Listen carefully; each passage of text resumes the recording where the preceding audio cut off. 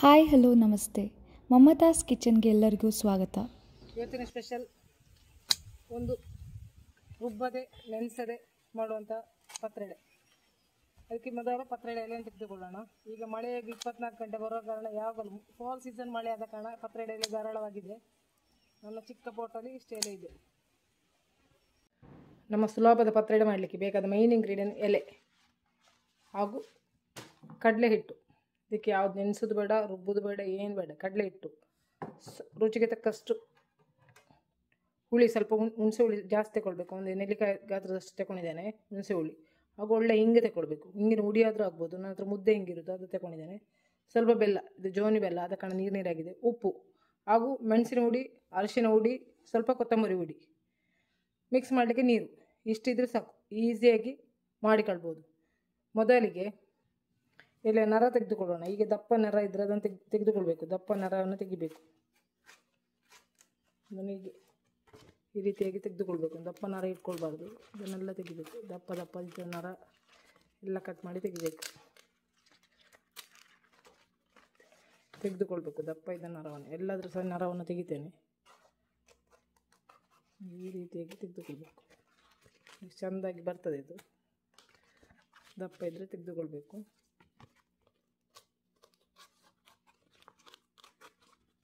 ಸೈಡಿಗೆ ಸಹ ದಪ್ಪ ಇದ್ದರೆ ಅದನ್ನು ಸಹ ತೆಗೆದುಕೊಳ್ಬೇಕು. ಆದಷ್ಟು ಎಳತ್ತೆ ಎಲೆಯನ್ನು ತೆಗಿಲಿಕ್ಕೆ ನೋಡಬೇಕು. ತುಂಬ ಬೆಳೆದಾದರೆ ತುರಿಸ್ಬೋದು. ಇದು ಕಪ್ಪು ಕೇಸು, ಆದ ಕಾರಣ ಇದು ತುರಿಸೋದಿಲ್ಲ. ಎಲ್ಲ ನರವನ್ನು ತೆಗೆದುಕೊಳ್ಳೋಣ ಎಲ್ಲದ್ರದ್ದು ಸಹ.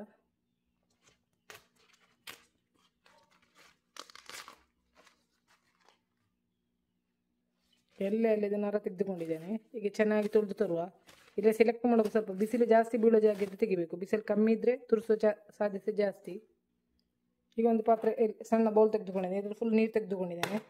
ನಾವು ತೆಗೆದಿರಿಸಿದಂಥ ಹುಳಿ ಹಾಗೂ ನಾನು ಕಲ್ಲುಪ್ಪು ತೆಗೆದುಕೊಂಡ ಕಾರಣ ಈ ಕಲ್ಲುಪ್ಪನ್ನು ಸಹ ಇದೇ ನೀರಿಗೆ ಹಾಕಿಕೊಳ್ತಾ ಇದ್ದೇನೆ. ಹಾಗೆ ಬೆಲ್ಲವನ್ನು ಸಹ ಕರಗಿಸಿಕೊಳ್ಳೋಣ. ಹಾಗೂ ಇಂಗು ಎಲ್ಲವನ್ನು ಮಿಕ್ಸ್ ಮಾಡಿ ಕರಗಿಸಿ ನೀರು ಮಾಡಿಕೊಳ್ತಿದ್ದೇನೆ. ನೀವು ಉಪ್ಪಿನ ಹುಡಿ ಹಾಕೋದಿದ್ರೆ ಈ ರೀತಿ ಮಾಡೋದು ಬೇಡ, ಬೆಲ್ಲದ ಹುಡಿ ಸಹ ಹಾಕ್ಬೋದು. ಹಾಗಾದರೆ ಹೀಗೆ ಮಾಡೋದು ಬೇಡ, ಹುಳಿ ಮಾತ್ರ ಕರಗಿಸಿದರೆ ಸಾಕು. ಅಥವಾ ನಿಮ್ಮ ಕೈಲಿ ಆಮ್ಚೂರು ಇದ್ದರೆ ಆಮ್ಚೂರು ಸಹ ಹಾಕ್ಬೋದು. ಇದನ್ನು ಕರಗಿಸಿಟ್ಕೊಳ್ತೇನೆ. ಈಗ ನಾನೊಂದು ದೊಡ್ಡ ಕಪ್ಪಲ್ಲಿ ಒಂದು ಅರ್ಧ ಕಪ್ಪಿಗಿಂತ ಸ್ವಲ್ಪ ಜಾಸ್ತಿ, 3/4 ಕಪ್ಪಿನ ಅಷ್ಟು ಹುಡಿ ಕಡಲೆ ಹಿಟ್ಟನ್ನು ತೆಗೆದುಕೊಂಡಿದ್ದೇನೆ. ಮೊದಲಿಗೆ ಇದನ್ನೊಂದು ಬೌಲಿಗೆ ಹಾಕಿಕೊಳ್ತಾ ಇದ್ದೇನೆ.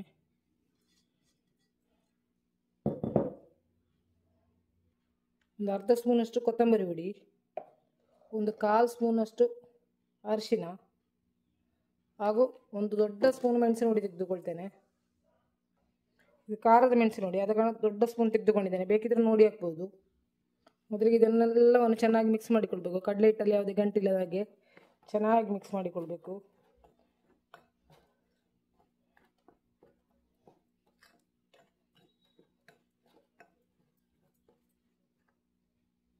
ಹೀಗೆ ಇದಕ್ಕೆ ಉಪ್ಪು, ಹುಳಿ, ಬೆಲ್ಲ, ಇಂಗು ಈ ಮೂರನ್ನು ಮಿಕ್ಸ್ ಮಾಡಿದಂಥ ನಾಲ್ಕು ಐಟಮನ್ನು ಮಿಕ್ಸ್ ಮಾಡಿದಂಥ ನೀರನ್ನು ಹಾಕಿಕೊಳ್ಬೇಕು.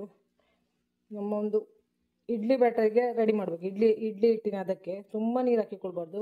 ಕಲಸಿ ನೋಡಿಕೊಂಡು ಹಾಕಬೇಕು. ಸ್ವಲ್ಪ 1 ಕಪ್ ನೀರು ಸಾಕಾಗಲಿಲ್ಲ. ಈಗ ಸ್ವಲ್ಪ ನೀರು ಎಕ್ಸ್ಟ್ರಾ ನೀರು ಸೇರಿಸ್ತಾ ಇದ್ದಾನೆ. ಒಂದು ಅರ್ಧ ಗ್ಲಾಸ್ ಎಕ್ಸ್ಟ್ರಾ ನೀರು ಸೇರಿಸ್ತಾನೆ.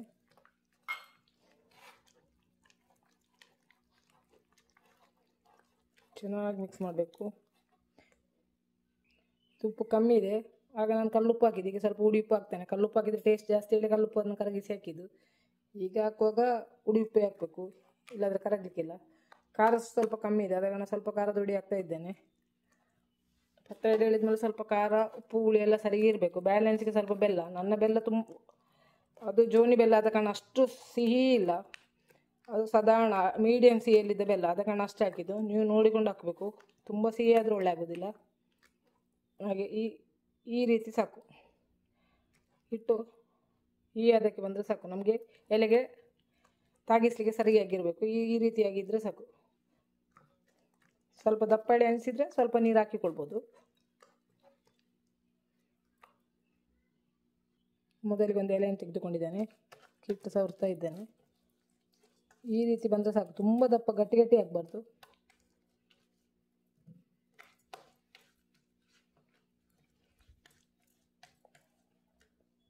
ಮಾಮೂಲಿ ನಮ್ಮ ಪತ್ರೊಡೆಗೆ ಹೇಗೆ ಸಹ ಬರ್ತೇವೆ ಅದೇ ರೀತಿ.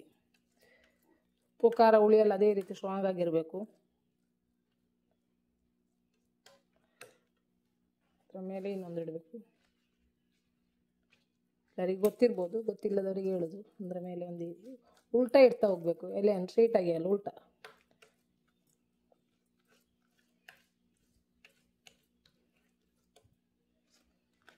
ಇದು ಎಲ್ಲ ಸ್ವಲ್ಪ ದೊಡ್ಡದಿತ್ತು, ಕಟ್ ಮಾಡಿಕೊಂಡಿದ್ದೇನೆ. ದೊಡ್ಡದಿದ್ದರೆ ಕಟ್ ಮಾಡಿ ತೆಗಿಬೋದು, ಅದರ ಪೀಸ್ ಅನ್ಸ ಬೇಕಿದ್ರೆ ಇಡ್ಬೋದು.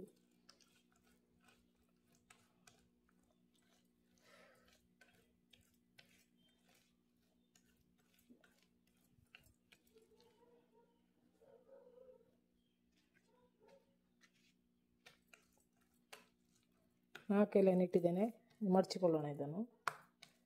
ಈ ಎಲೆಗೆ ಚೆನ್ನಾಗಿ ತಾಗಿಸಿದ ಮೇಲೆ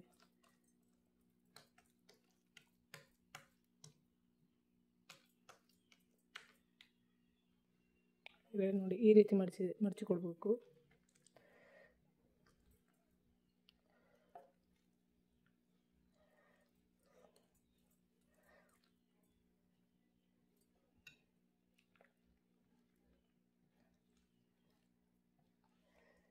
ಈ ರೀತಿಯಾಗಿ ಫೋಲ್ಡ್ ಮಾಡಿ ಇಟ್ಕೊಳ್ಳೋಣ.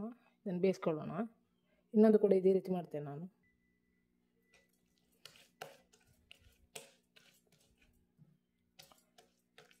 ಇದರಲ್ಲಿ 2 ರೋಲ್ ಆಗ್ತದೆ. ಒಂದು 3/4 ಕಪ್ಪು, ದೊಡ್ಡ ಬೌಲಲ್ಲಿ 3/4 ಕಪ್ಪಿನಷ್ಟು ಹಿಟ್ಟು ತಗೊಂಡು, ಇದು ಕಡಲೆ ಹಿಟ್ಟು ತಗೊಂಡದ್ದು.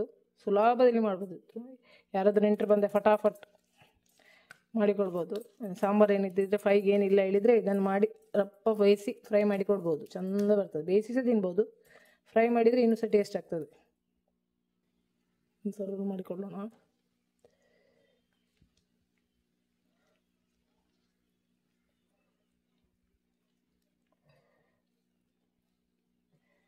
ಎರಡು ರೋಲ್ ಆಗಿದೆ. ಈಗ ಇದನ್ನು ಸ್ಟೀಮಲ್ಲಿ ಬೇಯಿಸ್ಕೊಳ್ಳೋಣ.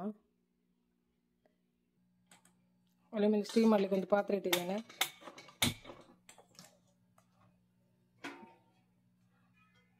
ನೀರು ಕುದಿಬೇಕು, ಕುದಿಲಿ.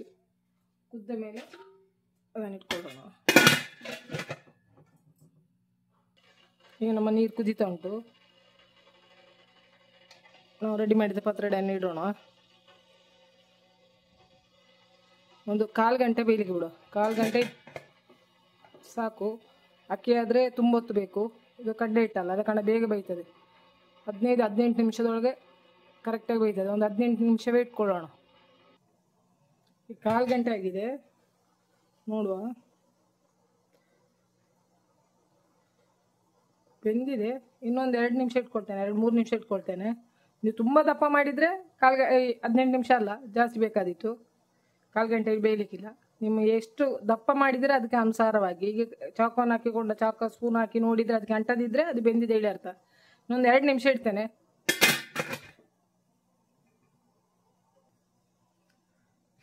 ಈಗ ಇದು ಬೆಂದಿದೆ, ಗ್ಯಾಸ್ ಆಫ್ ಮಾಡಿಕೊಳ್ತೇನೆ. ಒಂದು 5 ನಿಮಿಷ ತಣಿಲಿ, ಮತ್ತೆ ಇದನ್ನು ಫ್ರೈ ಮಾಡಿಕೊಳ್ಳೋಣ. ಹೀಗೆ ತಿನ್ಬೋದು, ಆದರೆ ಫ್ರೈ ಮಾಡಿದರೆ ಇನ್ನೂ ಈಗ ನಮ್ಮ ಪತ್ರೊಡೆ ತಣ್ಣದಿದೆ, ಕಟ್ ಮಾಡಿಕೊಳ್ಳೋಣ.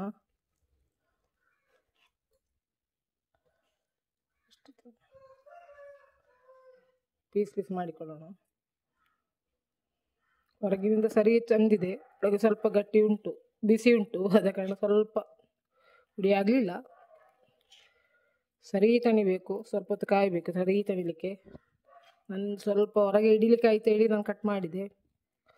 ಸ್ವಲ್ಪ ಕತ್ತಿಗೆ ಅಂಟುತ್ತಾ ಉಂಟು, ಸರಿ ತಂದರೆ ಅಂಟುದಿಲ್ಲ. ಈಗ ಸರಿ ಆಯಿತು.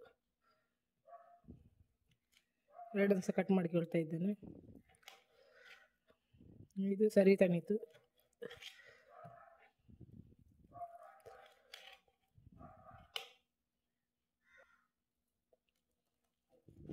ಎಲ್ಲವನ್ನು ಕೂಡ ಕಟ್ ಮಾಡಿ ತೆಗೆದಿದ್ದೇನೆ. ಈಗ ಫ್ರೈ ಮಾಡಿಕೊಳ್ಳೋಣ.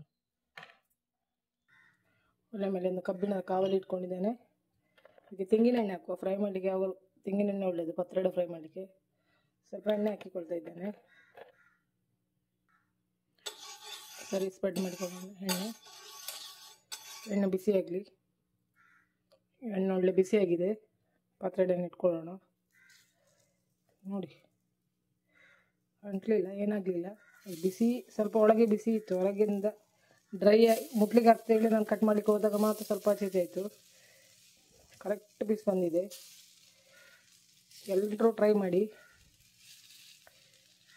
ನಿಮಗೆ ನನ್ನ ಈ ವಿಡಿಯೋ ಇಷ್ಟ ಆದರೆ ಲೈಕ್ ಮಾಡಿ, ಶೇರ್ ಮಾಡಿ. ಅಲ್ಲ, ಯಾರಾದರೂ ಸಬ್ಸ್ಕ್ರೈಬ್ ಮಾಡದೆ ವಿಡಿಯೋ ನೋಡ್ತಿದ್ರೆ ಸಬ್ಸ್ಕ್ರೈಬ್ ಮಾಡಿ.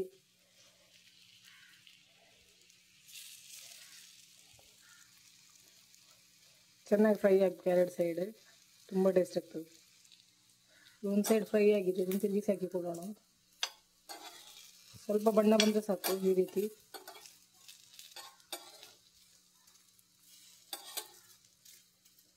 ಸ್ವಲ್ಪ ಸಿಮ್ಮಲ್ಲಿ ಇಟ್ಕೊಳ್ಳೋಣ. ಮಿಡ್ಲಿದ್ದು ಫ್ರೈ ಆಗಿದೆ ಜಾಸ್ತಿ.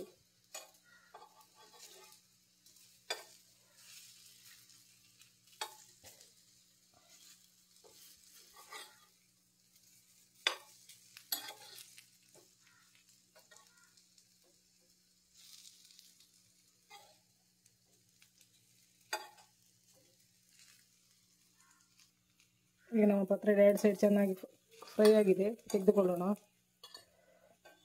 ನಾನು ತುಂಬ ವರ್ಷದ ಮೊದಲು ನನ್ನ ಮರಾಠಿ ಫ್ರೆಂಡ್ ಇದ್ಲು, ಅವಳು ಇದನ್ನು ಯಾವಾಗಲೂ ಮಾಡ್ತಾ ಇದ್ಲು. ಹಾಗೆ ನಾನು ಕಲ್ತದ್ದು ಇದನ್ನು ಮಾಡಲಿಕ್ಕೆ. ಬಾಂಬೆಯವರು ಹೆಚ್ಚಾಗಿ ಮಾಡೋದು. ಅವರು ಸ್ವಲ್ಪ ಗರಂ ಮಸಾಲೆ ಮತ್ತು ನಮಗೆ ಹುಳಿ ಹಾಕೋದಿಲ್ಲ, ಅವರು ಆಮ್ಚೂರು ಪೌಡರ್ ಹಾಕ್ತಾರೆ, ಗರಂ ಮಸಾಲೆ ಕೂಡ ಹಾಕ್ತಾರೆ ಅವರು. ಬೇಕಿದ್ರೆ ನೀವು ಕೂಡ ಗರಂ ಮಸಾಲೆ ಹಾಕಿ ಕೊಡ್ಬೋದು. ಆಮ್ಚೂರು ಪೌಡರ್ ಇದೆ, ಅದನ್ನು ಹಾಕ್ಬೋದು. ಹುಳಿಯನ್ನು ಸ್ಕಿಪ್ ಮಾಡ್ಬೋದು. ನೋಡಿ ಎಷ್ಟು ಚೆಂದ ಬಂದಿದೆ ಅಂತ,